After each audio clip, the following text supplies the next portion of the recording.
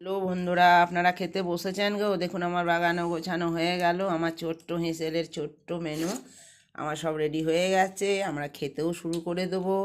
একজন খাচ্ছে। তা আজকের মেনুগুলো দেখো। এটা হচ্ছে মুসুরির ডাল, পাতলা করে মুসুরির ডাল নিয়েছি, এই দেখো।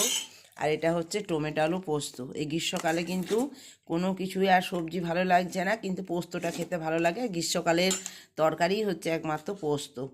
তো টমেটো আলু পোস্ত করেছি, তার সাথে করেছি এটা বেসনের বড়া করে পেঁয়াজ দিয়ে, তারপরে আবার সর্ষে বাটা দিয়ে ঝাল করেছি। এটাও কিন্তু খেতে খুব ভালো লাগে, নুন মিষ্টি দিয়ে করেছি। এই দেখো, বেসনের বড়া পেঁয়াজ দিয়ে করে আবার পেঁয়াজ দিয়ে আবার ঝাল করেছি, তার সাথে একটু আচার নিয়েছি। এটাই হলো আজকে আমার ছোট্ট হেঁসেলের ছোট্ট মেনু। ঠিক আছে বন্ধুরা, এবার আমি খেতে বসবো। তাহলে এখানেই রাখলাম।